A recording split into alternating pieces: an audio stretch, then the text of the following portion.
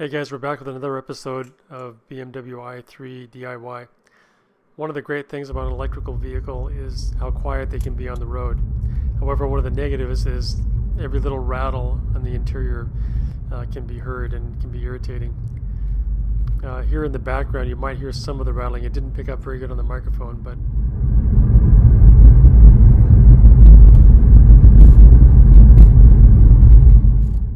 we're going to try to fix this. I've tried many times to try to isolate it on the glove box by playing around with the lid and even putting some hot glue into some of the crevices to try to stop it, but it didn't seem to work. So today we're going to take it apart and really look into what we can do to fix the rattling and squeaking of the glove box. It does happen most of the time when it's cold, and when it warms up it stops. So it looks like it's some issue with expansion between different plastic pieces that are rubbing each other when the car is vibrating. It's pretty easy to take apart. There's 6 screws that have to come out, and once they're removed, you just slowly pull up on the box. On the right side, there's a little bit of a lip that it has to pull out of before pulling it up. Also, I would definitely recommend putting a towel or something on the dash itself so you don't end up scratching or cutting the vinyl on the dash, just to protect it so there's no damage there. Along the back, where the glove box attaches to the back wall in the dash, there's a strip of plastic. You can see the red screw or nut area that it bolts into. I think most of the sound is coming from along this area, best my ears can tell. So this is where I'm going to focus effort on. I had some material around the house. I had some EVA foam sheets I got from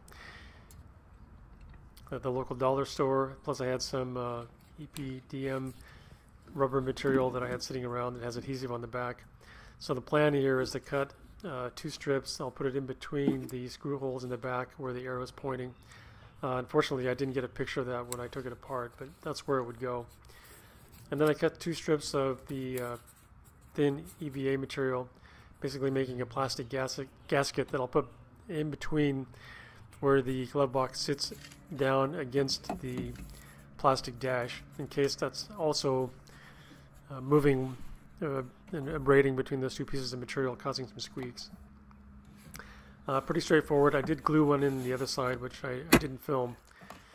But then just setting everything back in. Again, the EPDM rubber along the back was already installed. Snapping it back down, and we're good to go to reassemble it and give it a test drive at that point. I closed the lid, and again, no problems. Everything seems to be in alignment. Didn't see any major problem. And we're good to go for another test drive.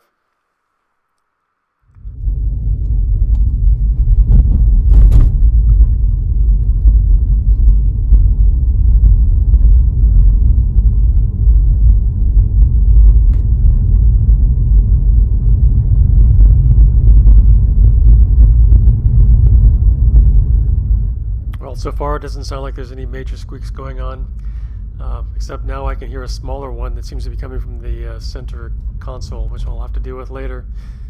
Anyway, that's it for today. Thanks guys for watching.